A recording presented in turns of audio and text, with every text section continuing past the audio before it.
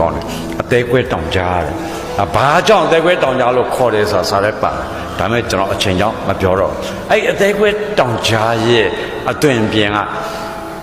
ဟိုတညီတညာကွဲနေထိတ်ကတိုင်းတဲ့အလေရတိုင်းနဲ့ပညာတိုင်းတိုင်းကြိုက်တဲ့နေရာကတိုင်း10 မီတာအကွာဝေးရှိတဲ့တောင်ကြား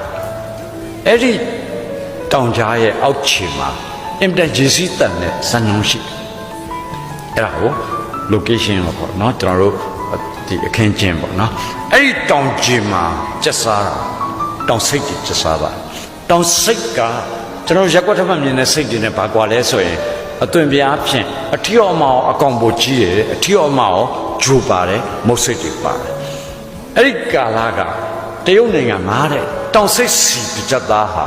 ရွှေတစ်ချက်သားတဲ့ဈေးကောင်းရတယ်96ပါး9ပါးတွေပျောက်တယ်လို့ယုံကြည်လို့တနေ့ကျတော့မုတ်ဆိုးတတိုက်ကအဲ့မှာတောင်စိတ်တအုပ်ကိုမတွေ့အဲ့ဒါတော့ရွှေရိုးတွေ့တယ်ရမ်းဝမ်းတော့ဒါပေမဲ့အဲ့တောင်စိတ်တွေပြစ်ဖို့မလွယ်ဘူးပဲဘာကြောင့်လဲဆိုရင်တောင်စိတ်ထီးတစ်ကောင်ကတစ်ခါခုံရင်6 မီတာခုံနိုင်တယ်အမားတစ်ကောင်က6 မီတာနီးပါးခုံနိုင်တယ်အဲ့အထီးနဲ့အမားရဲ့တူတဲ့အကြီးချင်းကတစ်ခါခုံလိုက်တာနဲ့ခွာတိပဲထောက်ကြစရာနေရာမလိုဘူးခွာတနေရာစာအမှားရှိရင်အဲ့မှာထောက်ပြီးတော့ထပ်ခုံသွားလို့ရအဲ့မှာ TV4 မှာ Discovery မှာခဏလာတယ်လို့ခုံလိုက်တယ်ခုံပြီးလို့ရှိရင်ပြန်ကြ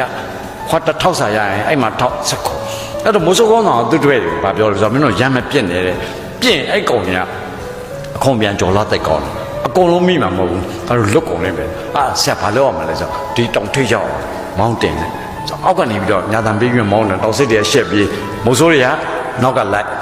နောက်ဆုံးကြတော့ဒီတောင်ထိပ်ကိုတောင်စိတ်တွေရောက်သွားတယ်ရောက်သွားတဲ့အချိန်မှာဒီဘက်ကိုခုံလို့လှမ်းကြည့်လိုက်တော့ခုံနိုင်နာက6 မီတာကွာတာ10 မီတာအဲ့တော့ခုံလို့မလွတ်ဘူးဆိုပြီးတော့